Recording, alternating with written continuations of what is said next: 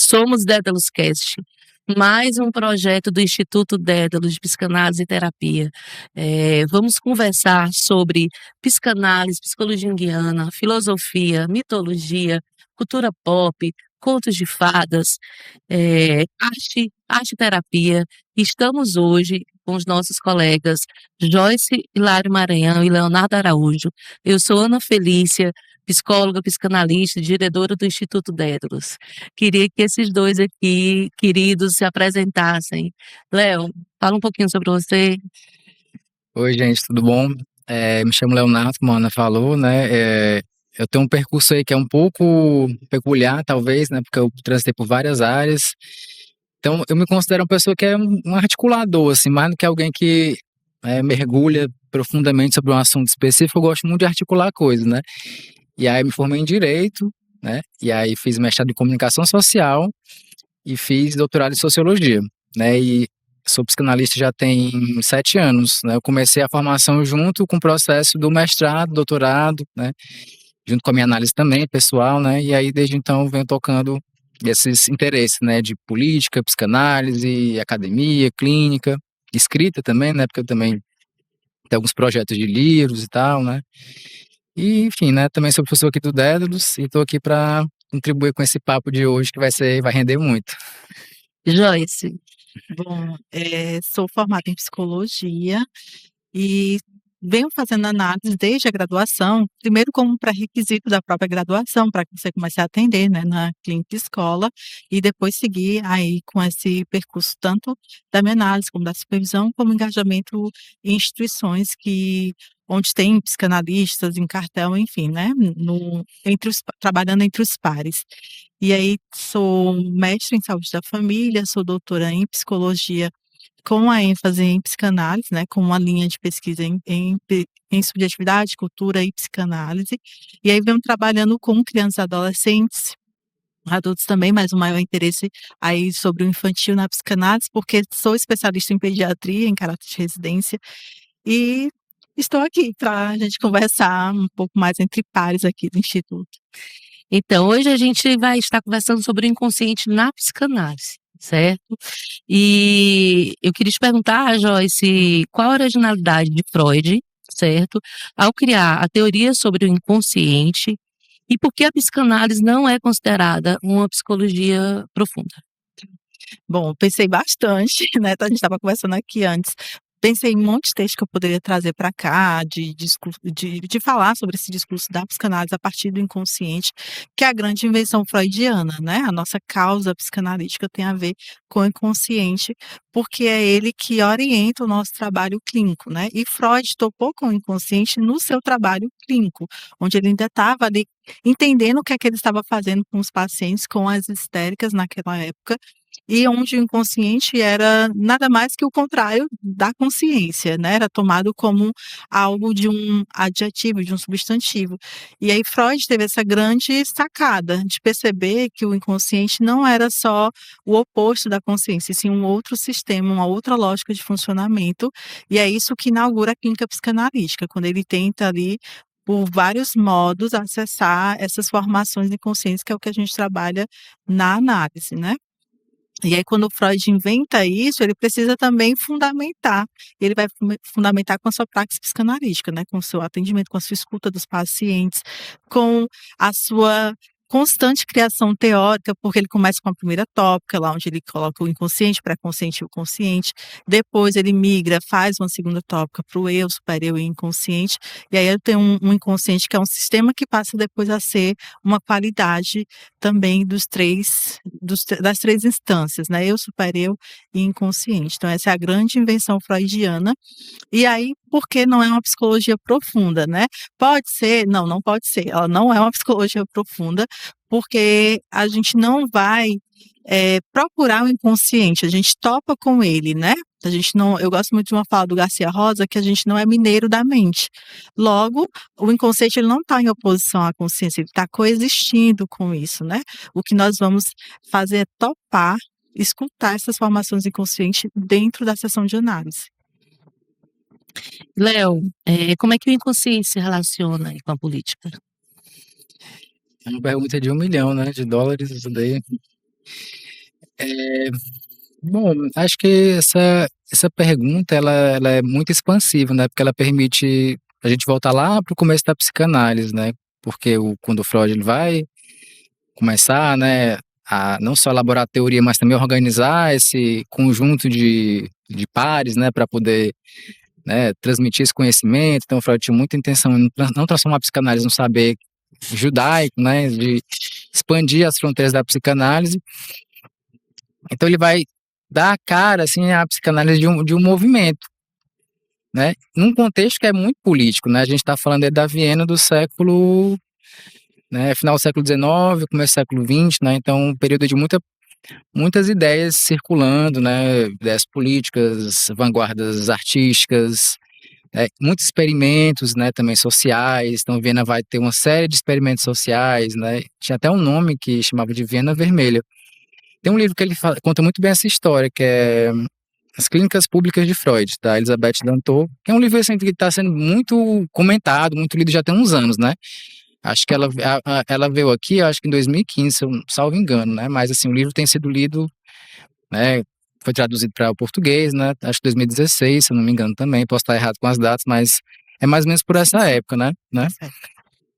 E aí esse livro, né, tem uma historiografia muito precisa, né, desse início da psicanálise. Então você começa a perceber que a psicanálise, e o Freud tinha muito essa intenção de transformar a psicanálise no movimento, né, e algo em movimento também, né. E aí, dentro desse contexto, né, tem toda a relação do Freud com a cultura também, né.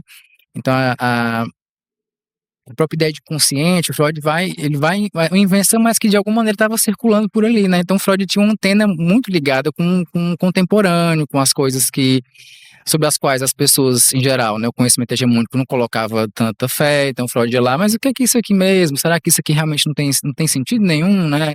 Experiência da loucura, né, dos sonhos também, né. Então tem uma série de discursividades ali que a modernidade, né, que essa grande epistemologia que vai fundar a ideia de Ocidente, né, e tal, não botava muita, não tinha muito interesse. Ele vai pescar isso para poder pensar essa experiência aí do inconsciente, né, o sofrimento psíquico também, né. E aí Freud vai também elaborar uma série enfim, né, formulações que vai tentar também pensar como é que o sujeito ele vai se organizar subjetivamente, né, nesse contexto de formação, né, individual.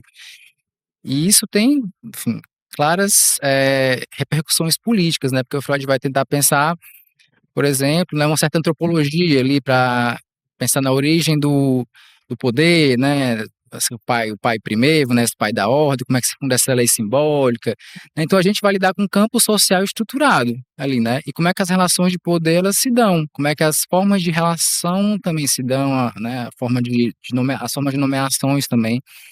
Isso tudo tem um marco ali que vai ter implicações políticas muito importantes, quando Freud vai tentar, inclusive, até investigar, né, essas personalidades carismáticas, né, que conseguem ali, né, liderar massas e gerar identificações, né, que vai servir de base para tentar entender o fascismo, né, na Itália, o nazismo também. E o Lacan vai continuar isso, né, esse viés, assim, político da psicanálise, né, vai continuar com o pensamento do Lacan. Ele vai tentar, assim, vai pensar uma certa psicologia do poder, como é que o poder se organiza, que instância autárquica é essa, que é o indivíduo, né, que ele acaba sendo um grande produto da modernidade ali, né. Então tudo isso vai gerar, assim, na psicanálise um certo movimento de crítica social também, né. Então a psicanálise ela é sobretudo, assim, além de ser né, uma terapêutica, assim, um método de tratamento que tem o inconsciente como objeto de investigação, né, ela também é muito interessante como uma crítica social, né, porque ela vai pensar como é que esse sujeito ele se forma nessa relação com o campo simbólico, né. O campo simbólico é um campo de relações ali, né. Você vai ter um campo estruturado de relações e formas de linguagem, forma de falar de si, né, de entender raça, entender gênero, entender classe. Então tudo isso vai também servir para na produção desse sujeito moderno, por exemplo, né, que é o sujeito que geralmente chega nos nossos consultórios, né, o sujeito que vai ser marcado por essas formas de discursividades que orbitam aí nesse período. E a psicanálise vai fazer uma crítica a isso, né, para pensar um sujeito que trabalha em outro viés, né, que é da emancipação, e não mais o sujeito alienado, não o indivíduo alienado, mas o sujeito emancipado, né? Então, acho que é o que a clínica tenta produzir de alguma maneira, né? Um sujeito que se desaliene em relação ao outro, né? E isso marca uma clínica eminentemente política, né? E você pode pensar a psicanálise como uma terapêutica que ela tem tanto serve como uma ferramenta de crítica social, assim, muito interessante, mas também na própria clínica e na teoria clínica também tem esse protocolo, né?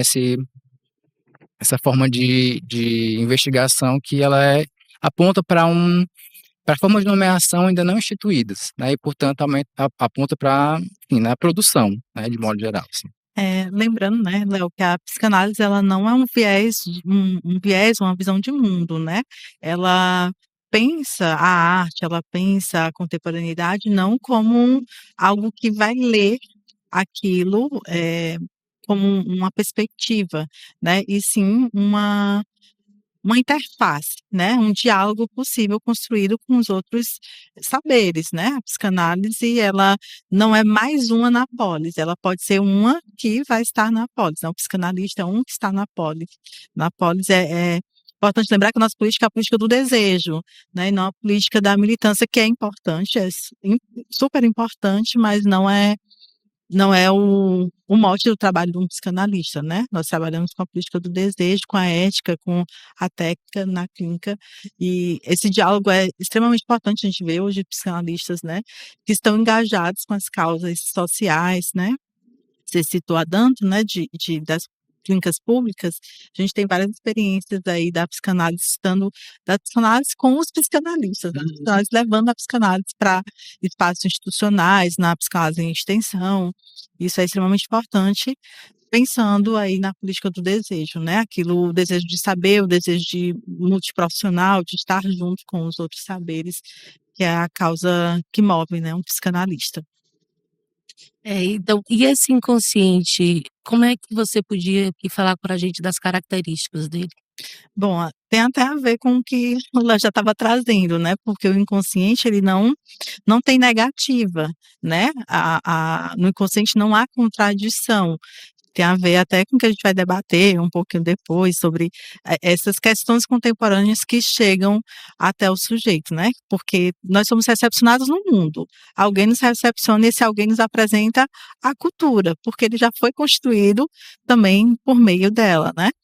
E aí, quando a gente pensa nessa característica da não contradição, quer dizer que as representações psíquicas, né, as representações das pulsões que estão no inconsciente, a questão que nos convoca é como elas se articulam, né? E aí tem a ver com os processos primários de deslocamento, de condensação, que é isso que vai comparecer nos discursos do sujeito, seja pelo sonho, pelos atos falhos, pelo X, enfim.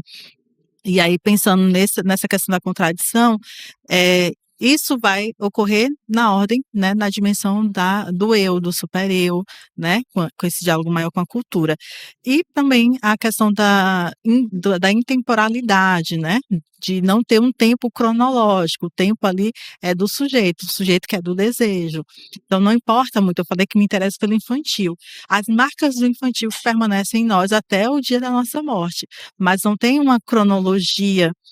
Isso me aconteceu, por isso me aconteceu no futuro, não é A mais B que vai dar C, né? Na verdade, a gente atualiza as nossas experiências, por isso tem a ver com recordar, repetir, elaborar, né? Nós repetimos, nós falamos na análise de experiências atualizadas, né? Aquilo que a gente viveu no passado atualizado no presente, por isso que é um mal-estar, né? Atualizado. Mesmo que tenha acontecido lá no nosso início da infância, lá na nossa adolescência, um dia anterior, né? Isso na análise atualizado e no discurso vai ser associado pelo sujeito. Por isso que às vezes as pessoas perguntam, né? Quanto tempo dura uma análise, né? Porque eu ainda lembro disso que me ocorreu há tanto tempo atrás, porque é atual. Se você fala hoje, isso está atualizado no hoje, né? E aí tem a ver com essa contemporaneidade. O que é que hoje causa mal-estar no sujeito? Não vai ser mais, talvez não mais, né, a praga, mas um dia desse foi o Covid, né, que deixou muitas marcas para todo mundo. São as guerras, não mais as grandes guerras, mas as pequenas guerras que se tornam catastróficas num nível de Tem aniquilamento até a ansiedade do... climática, né? Que até um dia desses eu vi Sim, como um sintoma muito com ansiedade climática, né? Esse apocalipse climático que se anuncia também, ser uma nova forma que de aconteceu no Rio sofrimento Grande do também. Sul agora, Exato, porque é muito real, né? Muito contemporâneo, de fato, né? ou a nossa seca, né, aqui no Nordeste, se a gente for pensar que é uma calamidade pública, né, uma urgência também psíquica, que a gente já, de algum modo, aprendeu a manejar, né? Isso e talvez apareça bem menos no consultório, porque, inclusive, como ela é colocada no social, pode também trazer uma outra relação em torno dessa questão, né? Que para um sujeito pode ser uma questão de urgência psíquica, para outro pode ser qualquer coisa, né? Por isso que também tem a ver essa questão do juízo moral, né? O inconsciente não tem essa moralidade, o que é maior, o menor sofrimento. O mal-estar está ali para aquele sujeito e é isso que a gente precisa escutar, como é que é para aquele sujeito. Eu estou falando sujeito e não indivíduo, né? Porque eu estou falando da ordem mesmo de uma relação, de articulação dessas representações pulsionais para cada um. Léo, o inconsciente tem cor? É, Uma polêmica. essa pergunta, ela é uma provocação, na verdade, né? Mas o que essa pergunta, de fato, ela coloca em jogo, né? O que ela tenta apontar?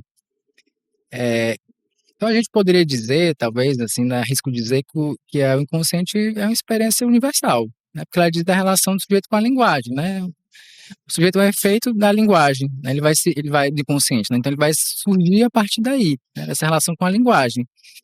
No entanto, essa linguagem ela vai se dar de diferentes maneiras, né? Então, a depender da cultura, do lugar, né? Das formas de parentesco também, né? Porque também são formas de linguagem, relações de parentesco.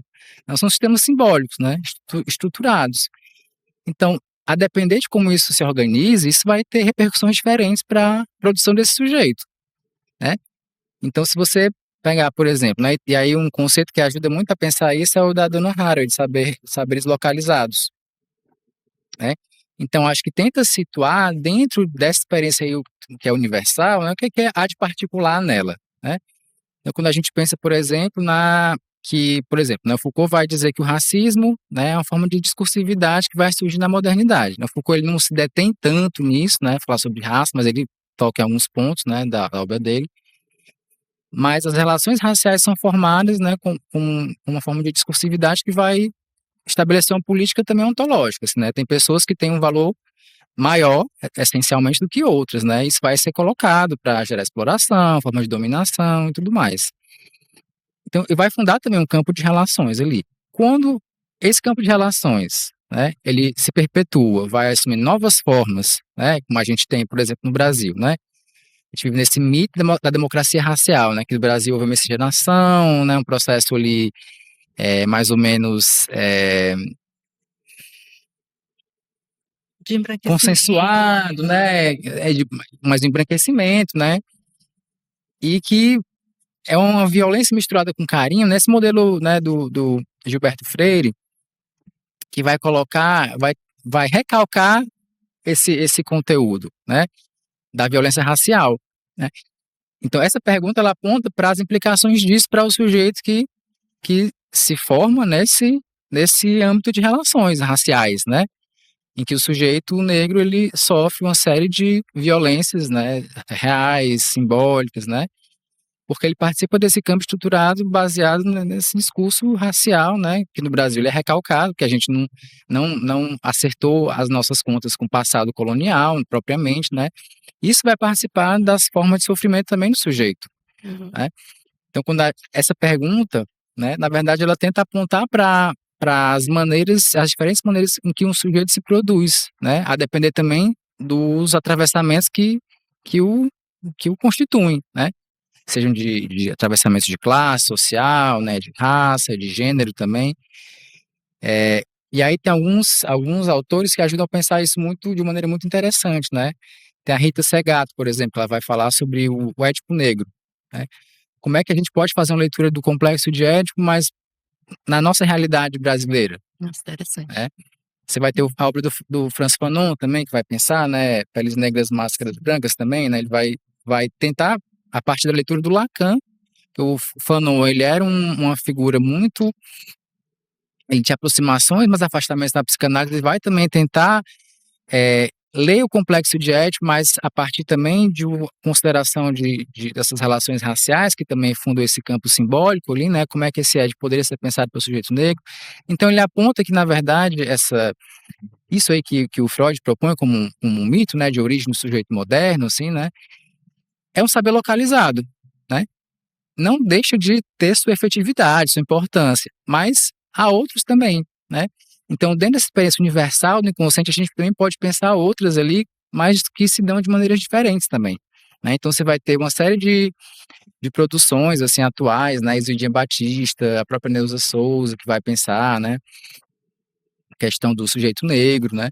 Enfim, que colocam esses temas em circulação, né? Para a gente pensar, inclusive, uma coisa que eu acho interessante, né, de a gente tentar pensar uma psicanálise brasileira, né, que leve em conta as nossas questões, né, nosso próprio campo simbólico, como é que ele foi formulado, estruturado, né, porque eu acho que a gente tem muito a ganhar fazendo essa revisão crítica, né, e é um trabalho que vai demandar essas articulações, né, de psicanálise em relação com outros saberes, com a antropologia, com a história, com a ciência política, né, é uma acho que algo que é mesmo da psicanálise, essa inquietude, né, de relação a buscar coisas, né? O Freud era essa figura profundamente inquieta, né, estava sempre ali cavucando alguma coisa, algum saber, não saber marginal, né, para poder pensar. O Lacan também é uma figura profundamente interessada em milhares de coisas, né, fazer diálogos com inúmeras pessoas, né. Então acho que a gente tem muito a ganhar com essas articulações que se dão nesses campos. Eu acho que esses problemas, né, essas questões, que elas são questões muito nevrálgicas assim, na nossa sociedade, elas ajudam a fazer com que a psicanálise avance assim, em certas questões, inclusive são teóricas e também são clínicas, né, que a gente pode pensar a partir dessas provocações ali, mas que elas têm a tentativa de apontar para um nó ali que precisa de ser melhor pensado, assim, né, ou então melhor encaminhado, né. Freud já dizia para a gente continuar esse trabalho, né, da psicanálise, né, não Por isso tem como por isso ficar, que é movimento, né. né, tem que estar sempre em movimento, sempre em busca, né. Uhum. E como é que você pode falar, assim, o inconsciente como uma experiência? É uma experiência? E dentro disso eu acho que tem uma relação, né, porque justamente o inconsciente ele se forma também a partir da sua experiência como corpo também, né, como corpo, subjetividade, né, e é uma coisa que tem me interessado muito é pensar essa relação entre corpo e psicanálise, né. Então tenho me interessado muito sobre esse tema, porque eu acho que o corpo ele é uma instância, assim, muito representativa de processos que se dão nesse campo do real mesmo, assim, né, e que marcam esse corpo e que muitas vezes não conseguem ser simbolizados, né. E aí eu acho que, às vezes, o corpo fala, mas a gente não consegue escutar tão bem, né, a gente precisa de repertório para poder escutar o que o corpo tá dizendo e adiantando, né. Então acho que a pensar na na experiência ou no acontecimento, né, como o Foucault também colocava, né, também a dimensão da prática, né, dessa prática com a experiência do inconsciente, né, que é que isso pode fundar, né. O inconsciente ele é uma matéria de investigação, né, para nós, assim, interessa muito teoricamente, mas ele também é uma experiência. Então, experimentar o inconsciente na clínica, ou seja, do lado de quem fala, como também de quem escuta, eu acho que isso é fundante para a sua própria possibilidade de emancipação subjetiva, né, e esses processos também de ganho existencial, né. Por isso que a psicanálise é um convite, assim, também para uma vida melhor, assim, para aquele que se deixa levar por essa experiência, né. Acho que todo mundo que entrou em contato com a psicanálise, de alguma maneira, experimentou isso, né. Se realmente se deu o trabalho de porque não é fácil, né. E muita gente também não consegue, não tem interesse de seguir, porque é um caminho difícil, assim, muita repetição, né, muita angústia, mas ele aponta para essa dimensão, né, que eu acho interessante, assim, de pensar. Sim. Estou indo aqui para o caminho melhor, uma vida melhor. Sim, né, porque é importante que não haja só sofrimento, tem que ter prazer, né, de algum modo tem que haver satisfação. É isso que também rege o nosso entendimento. É. como é que vocês podem falar aí, Joyce, Léo, sobre essas manifestações do inconsciente na clínica, né? Como é que vocês podem trazer aqui pra gente como é que esse inconsciente aparece, Bom, né? ele vai aparecer nessas formações inconscientes universais, né? Que é o sonho, que é o xixi, que é o ato falho, que são os modos como o inconsciente nos dá a prova, né? A amostra de que ele existe ali, né? Que o sujeito está ali, é lá onde ele comparece. É, nessas construções discursivas que a gente vai trabalhar na análise, por exemplo, a questão, vou me remeter muito ao Covid, porque foi uma situação potencialmente traumática. Eu não vou falar de trauma, porque é preciso uma elaboração muito maior, mas são situações potencialmente traumáticas. A morte, a questão do sexual, a questão que remetem tudo ao real, né? A questão do corpo, né? Como essa construção imaginária, que é da ordem do imaginário, que tem aí a ver com o simbólico, e tem essa aproximação com o real, como a gente lida hoje com as questões corporais, né? O corpo do analista também participa da análise, principalmente da análise com crianças. E isso pode trazer uma questão para o paciente na ordem da fantasia, né? O que eu sempre coloco para as pessoas, quando eu estou transmitindo a psicanálise, é que o paciente pode fantasiar com a gente o quanto ele quiser, porque ele vai trazer essas questões. Hoje, principalmente aqui nessa questão do estético, né, dos podcasts, das presenças nas redes sociais, muitas vezes essas identificações do paciente vai ter a ver com também a estética do analista, né, do que é que o analista anda falando aí nas redes sociais, como ele anda se presentificando, né, no coletivo, e isso vai às vezes aparecer também no consultório, no trabalho clínico. Mas, por exemplo, a questão do sonho, de qual é o conteúdo que vai aparecer ali, né, para aquele paciente.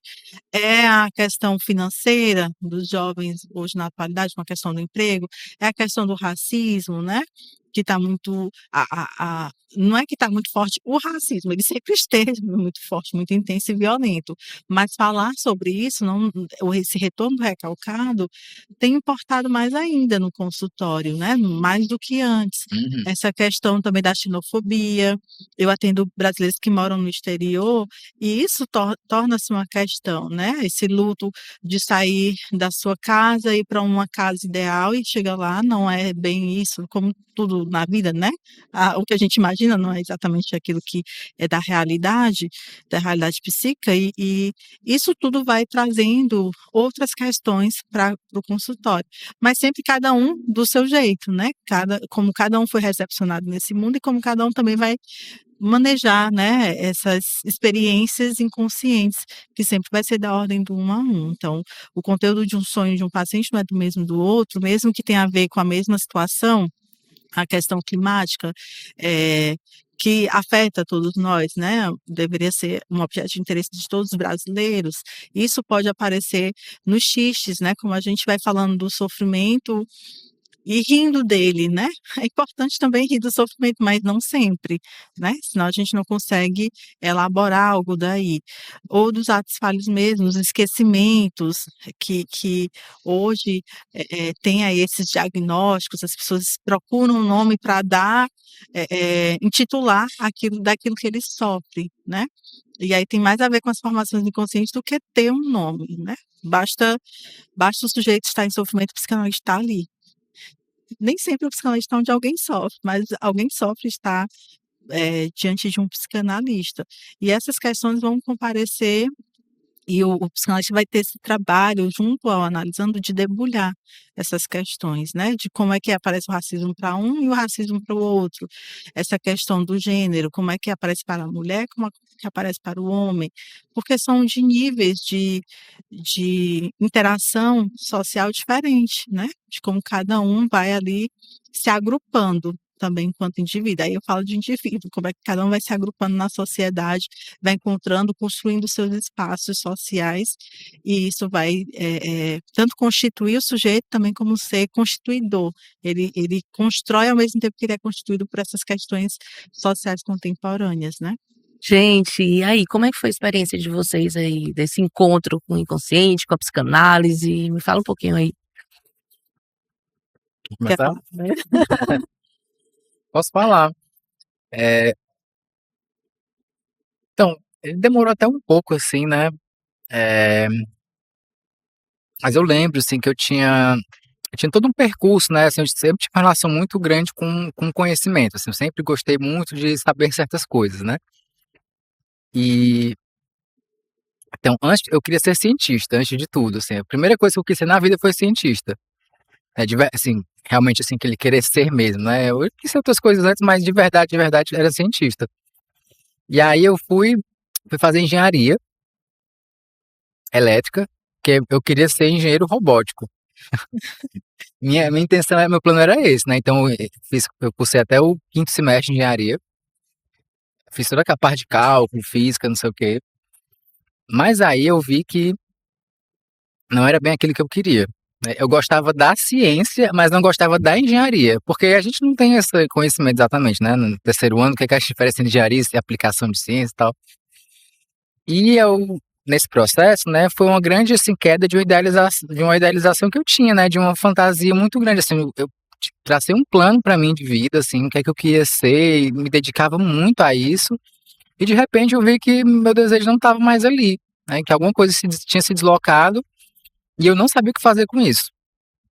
Então foi um período em que eu tive muitas questões, assim, né, muitos adoecimentos, inclusive corporais, eu emagreci muito ansioso, tudo que eu comia me fazia mal.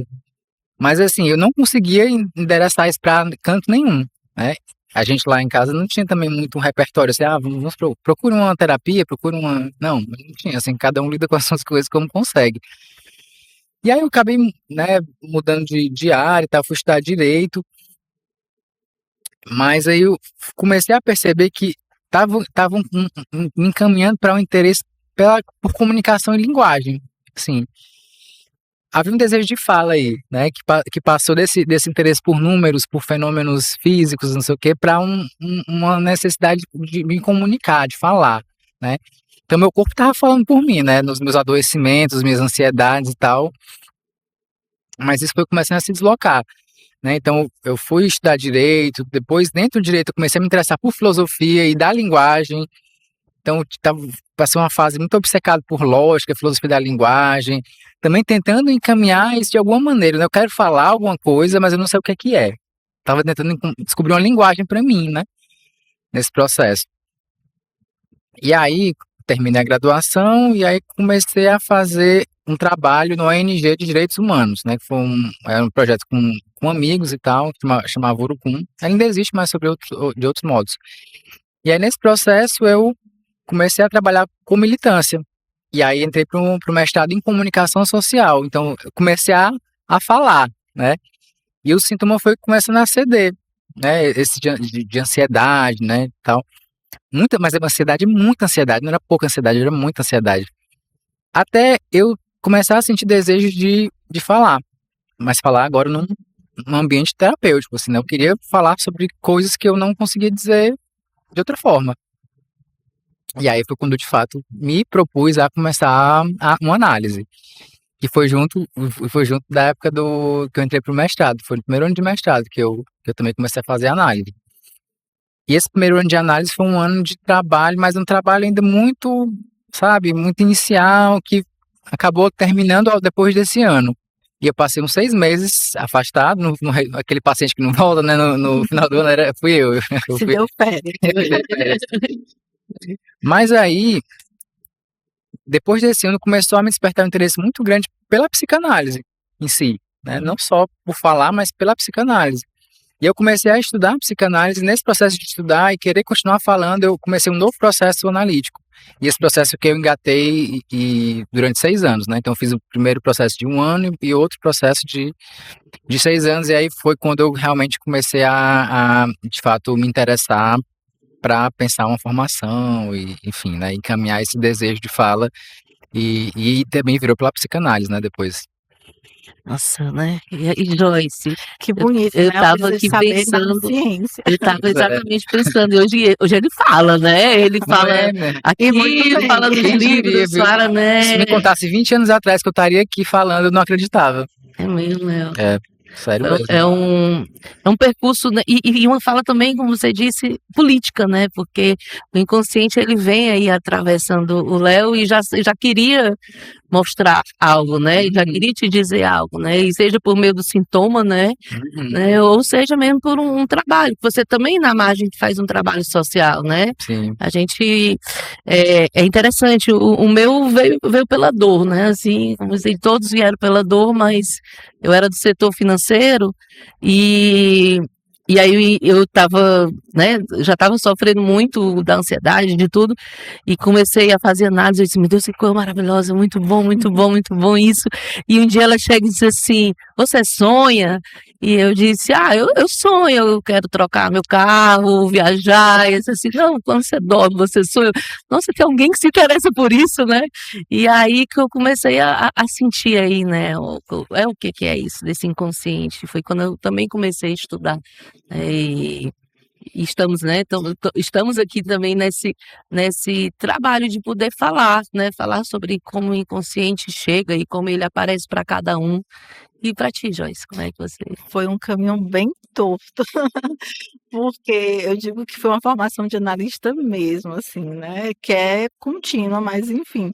Eu entrei na psicologia porque eu queria trabalhar com pessoas autistas, porque eu já tinha contato com autistas na minha adolescência. Meu irmão namorou uma menina que tinha um irmão autista e ela cuidava dele, e eu sabia que tinha instituições que fundamentavam o trabalho a partir da análise do comportamento. Então, eu entrei na psicologia querendo ser analista do comportamento. E estudei isso. Eu sempre fui muito estudiosa, assim, muito. O meu desejo de saber era muito na academia, assim, de um lugar na universidade, de construir um lugar na universidade. Tanto que eu me tornei professora universitária.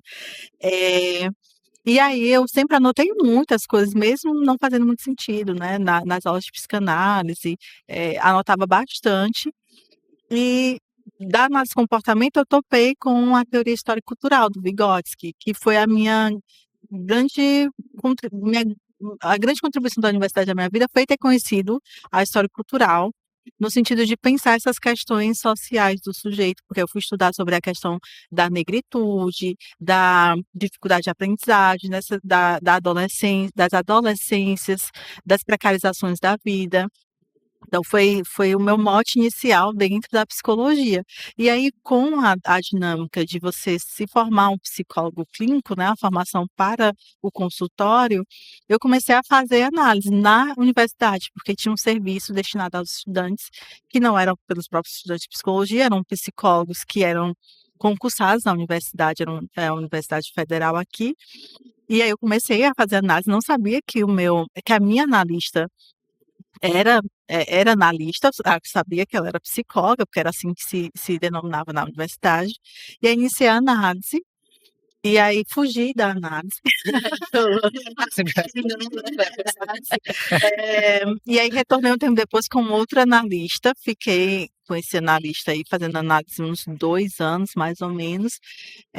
Fui fazer residência em pediatria, eu sou psicóloga, tá gente, a residência é em pediatria multiprofissional, não é medicina, é multiprofissional, eu sempre tive esse desejo de saber, misturado com um desejo multiprofissional mesmo, de estar no coletivo, na interface com os outros saberes. E aí eu resolvi fazer desde a graduação, eu frequentava uma instituição de psicanálise, não era uma escola de psicanálise, era uma instituição, eh, que a gente e entrei muito pensando nisso, trabalhar com a criança, trabalhar com a questão do infantil, trabalhar com a questão do trauma, das vulnerabilidades psíquicas, e fui fazendo essa formação nessa instituição, junto com a supervisão, primeiro aí na universidade, né, pelo viés da psicologia dialogando com a psicanálise, depois na residência também com a supervisão extra, né, fora a que era proporcionada pela própria residência, porque as minhas preceptoras não eram psicanalistas, me ensinaram outros saberes importantes sobre a ética da psicologia, sobre o manejo, né, do sofrimento no hospital. E aí tem a ver também com o meu trabalho na UTI. E aí desse contexto todo, me engajando em grupos de estudo, em cartéis, né, procurando os meus pares. Eu nunca adentrei, me inscrevi na escola, mas frequento alguns espaços de tanto instituições de psicanálise como escolas, enfim. E aí voltei para minha analista antiga, para minha primeira analista. E Você aí, marcou aí, né? sim, eu lembro muito quando ela me falou, vamos nos encontrar de novo fazendo análise, mas agora é uma outra análise, né? Um outro lugar, porque não era mais a Joyce ali no início da juventude, a Joyce já mulher saindo da juventude para a adultez, né? Então, a minha formação foi bem essa de primeira análise, fazer a supervisão clínica, estudar entre os pares, de sustentar o desejo de trabalhar como psicanalista, né? De estar no meu consultório, a gente estava falando disso, né? Nos bastidores, sobre sustentar esse desejo mesmo de estar na posição de psicanalista, de bancar a construção do consultório, de comprar o divã em inúmeras parcelas, de montar ali esse espaço clínico, né, para escutar os sujeitos e também para sustentar o nosso desejo. A minha formação foi por aí. Como Lacan diz, né, todo encontro é um reencontro, né? Sim. Então já seria aí o reencontro com essa analista e fala um pouco como é, né, pra gente, essa formação, né, do analista, né, de que são aqui diversos percursos. Eu venho do setor financeiro, fui fazer exatamente, né, análise, me apaixonei, fui estudar psicanálise, tá nos grupos, nessas escolas. Até hoje estamos aqui, né, no Instituto Detos, aqui desde de 2015. E a gente vem fazendo também um trabalho de clínica social, né? E o Léo estava aqui, a gente estava na conversa, ele estava falando sobre as clínicas públicas, né? Eu queria que tu pudesse falar um pouquinho sobre sobre o que tu tem desse estudo, sobre o trabalho, né? Sobre o livro até que você tinha me indicado para a gente ler, para a gente colocar aqui também, para também te sentir como é que a psicanálise está na política, está no social, né? Fala um pouquinho aí. Esse interesse, acho que ele teve muito a ver com a minha própria história também, né? Uhum. Assim, porque eu vim de um lugar social em que eu tinha muito acesso a coisas, enfim, que eram importantes, né? Por exemplo, uma terapia, né? Não exatamente porque, não só porque meus pais não poderiam pagar na época, que eu acho que até talvez com esforço conseguiriam, mas porque isso quer fazer parte do repertório, né? Assim, eu cresci num bairro de periferia, então não era usual que a gente se deslocasse para um centro para fazer uma terapia, assim. E nos serviços públicos, né, nas políticas sociais, só veio incorporar a psicologia nos anos 2012, 2011, né, Certo. com o NASF, com o Núcleo de Saúde da Família na atenção. Nos anos 90 não tinha, Não tinha. não tinha opção. Eu lembro que minha mãe dizia muito isso, assim, eu não sabia nem que existia essa profissão quando eu comecei a dizer que eu queria ser psicóloga, né. Uhum. Então, nesse vácuo aí, né, bom, não tem um lugar para falar sobre isso que me afeta, né, então, o que fazer com isso, assim, né. E aí quando eu de fato, assim, comecei a circular o suficiente para entender que isso era uma possibilidade, né, e a universidade ela foi muito importante para mim nesse ponto, assim, eu devo muito à minha formação universitária, né, universidade é um espaço de, assim, de espaço público, né, de partilha de conhecimento, né, e eu tive acesso a outras coisas, assim. E não por acaso, eu acho que a minha primeira experiência com análise, ela era no Benfica, então era assim, a poucos quarteirões de onde eu estudava, então acho que para mim era muito importante que fosse nesse É ambiente, importante né. explicar o que é o Benfica para quem não é de Fortaleza. Pois é, o bairro universitário aqui de Fortaleza tem vários cursos que funcionam lá, né. Então, assim, essa experiência teve muito a ver com essa circulação, né, minha, mas assim, eu procurei muito para poder encontrar, né, não foi uma coisa que me caiu no colo, assim. E aí, nesse processo, eu fui trabalhar nessa ONG, né, de Direitos Humanos e Comunicação, e eu tive a chance de conhecer Fortaleza de várias perspectivas, né, então eu circulei muito pela cidade, não só Fortaleza, mas a gente trabalhava no Ceará como um todo, então questão costeira, questão até mineração de urânio eu trabalhei contra a mineração de urânio, né, não minerando urânio. Então eu já fiz muita coisa nessa vida, nessa experiência aí de movimento social, né, eu conheci muita gente, muitos movimentos sociais também. Então quando eu já não estava mais trabalhando com movimento social propriamente dito, né, estava mais na pesquisa e tal, mas estava na psicanálise já, me interessava essa articulação, porque, bom, assim como eu, deveria ter pessoas que também talvez quisessem ter acesso a uma experiência terapêutica, né, para falar de si, mas não tinham possibilidade. Então isso me interessou, como assim, um ponto assim, que me tocava particularmente, porque eu também fui uma pessoa que também não tive esse acesso, assim, em algum momento da minha vida. E aí eu comecei a pesquisar, né? Pesquisar experiências que iam falar sobre isso, né? Eu lembro que eu esbarrei no livro da Maria Rita Kell, Hum. que ela relata a experiência de atendimento dela no MST, na biblioteca Florestan Fernandes, eu acho que é, se eu não me engano, assim. E eu achei muito interessante, né, a maneira como vários elementos ali, apesar de não serem os elementos do setting tradicional, mesmo assim uma análise era possível, assim, que coisa interessante, né? Então a análise ela é forte o suficiente para também ser possível em outros cenários que não só o que eu estava acostumado a pensar, entender como sendo um cenário possível. E a partir daí eu comecei a ir atrás. E eu fui conversar com pessoas dessa época que eu trabalhava mais com esses movimentos sociais, de modo geral, para propor uma experiência parecida, mas do meu jeito, que eu não sabia muito bem como é que era, porque eu estava começando, né? E aí eu e mais alguns colegas na época, a gente começou a ir para o Bom Jardim, CDVHS, né, que é uma ONG de lá, que já tem mais de 20 anos, e a gente atendia lá. Começou a atender lá na biblioteca do próprio espaço também. A gente ficou lá durante um ano, presencialmente, mas depois teve a pandemia, então a gente ficou depois online. E a Margem nasce dessa experiência aí, né? Como um coletivo que vai pensar uma série de questões teóricas, epistemológicas e clínicas que aparecem desse trabalho de escuta, mas em outro território da cidade. Então aí começa a gente pensar a psicanálise dessa relação com o público, né? Esse significante aí que é tão potente, né? Especialmente no Brasil, que a gente tem universidade pública, saúde pública. Então o público tem muito peso no Brasil, mas a gente às vezes não trata o público talvez como um conceito, assim, né? Como deveria ser tratado, né? Explorar de fato esse conceito, o que é que significa pensar uma psicanálise pública, por exemplo, né? Uma clínica pública. Então, essa ideia foi uma ideia que ainda é o que a gente quer explorar, né, nessa experiência coletiva que é a Margem, né?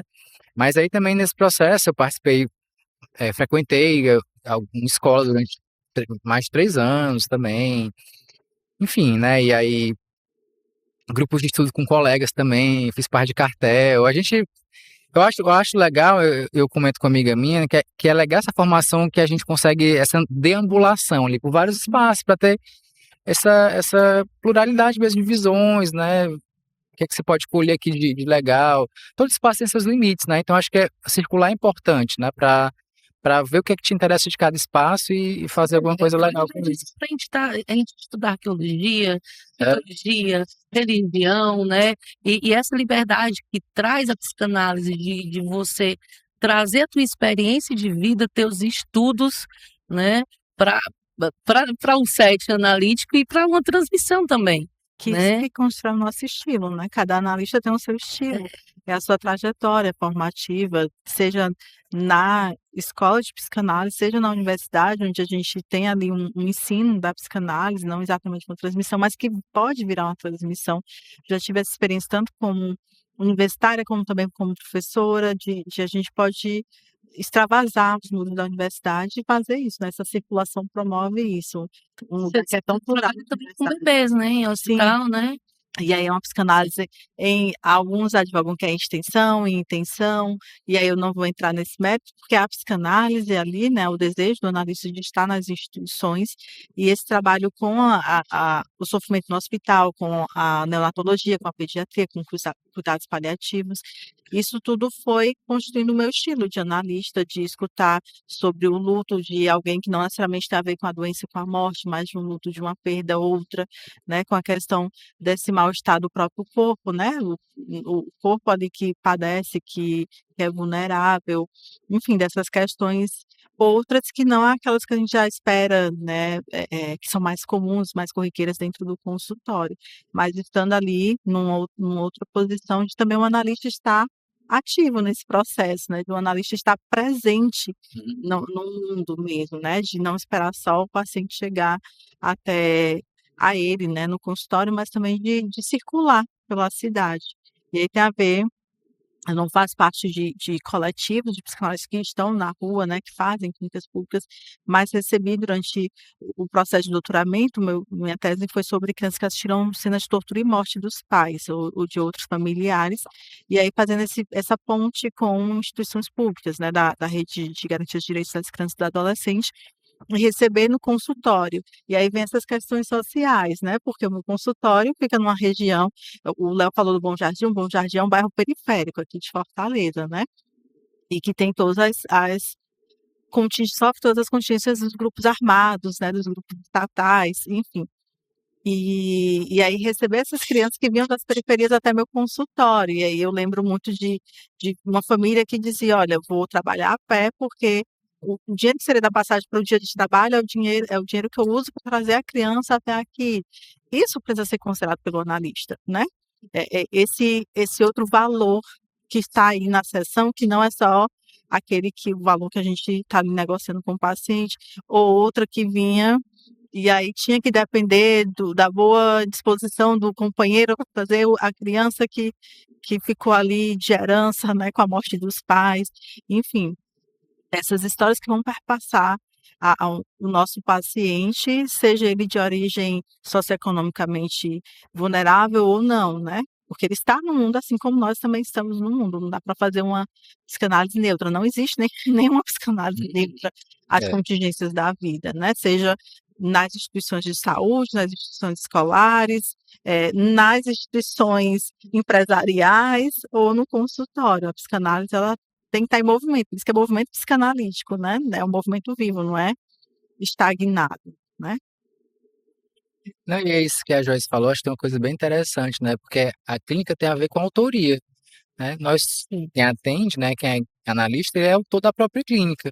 Então, leva um tempo para se você se descobrir quem você é na sua clínica, né? Porque é um processo de apropriação, assim, quem eu sou. Minha clínica tem a minha cara, né? Sim. Então, assim, quando a gente começa a atender, eu também falo por mim, né? Há muito uma tentativa de reproduzir uma forma. Sim. Como é que o analista deveria fazer nessas situações? O próprio analista. Mas com o tempo, né, você vai vendo que outras formas são possíveis também, que dizem de mim, né, que vão, como eu falei, dar uma cara para a clínica que é a minha cara, né, porque a minha clínica só pode ter a minha cara porque é a única que eu tenho. É a única que você tem, E é interessante, né? Porque exatamente cada um na sua formação, né? Com a sua cara, criando a sua clínica do jeito, mas tem algo aí que é esse inconsciente que a gente estava falando, né? O inconsciente, como ele se manifestou e como ele trouxe para vocês e como vocês chegaram até aqui.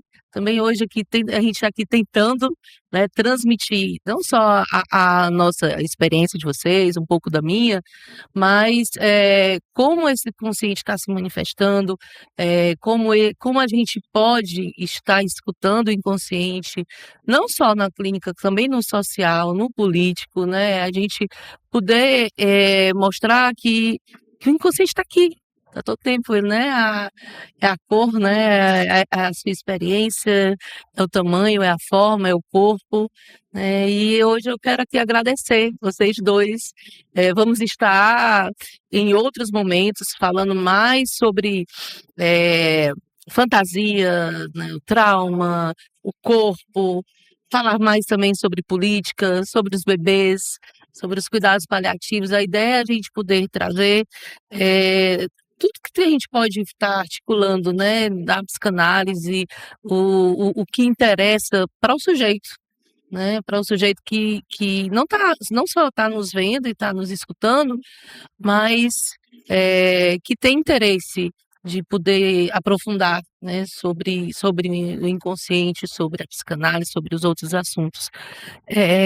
Quem gostou, vem aqui, assiste aqui com a gente, coloca perguntas aí para as próximas ideias, né, para poder trazer esses dois e a gente poder tá sempre conversando. Gente, muito obrigada, Joyce, Léo, foi um prazer poder ouvi-los, né, conversar um pouco, né, e espero que seja... Vocês querem falar um pouquinho? Só agradecer o convite, uma experiência nova para todo mundo, eu acho, né? Com certeza. E foi bem legal bater esse papo e a gente vai se reencontrar outras vezes, quem sabe para bater papos, né, tão interessantes quanto. E de preferência mais soltos, né? Mas a gente já Sim, melhorou um sim. bocado, É no né? primeiro, né, gente? Vocês estão aqui no primeiro aqui com a gente, Num- né? Também eu espero estar mais solto nos próximos, porque tudo que vocês falaram é muito interessante. Eu estava aqui prestando atenção no que vocês estavam falando, mas e querendo respeitar o tempo de fala de cada um. Só que, assim, algumas intervenções serão feitas, né? Mas vamos lá. Joyce, Agradecer também o convite, né? Esse encontro com o Léo foi bem bacana, assim. Tinha pensado em inúmeras coisas, pensando nesse viés universitário, e aí cheguei aqui e não falei nada do que eu tinha planejado. Esse podcast é isso, hein? Lá, né? olha aí, né? Foi um papo bem bacana. Espero que o pessoal em casa goste também. Ai, que bom. Então, gente, curte aí, dá um like, compartilha, né? Fala e mostra para os teus amigos, né? Como diz o meu colega, mostra para os inimigos também.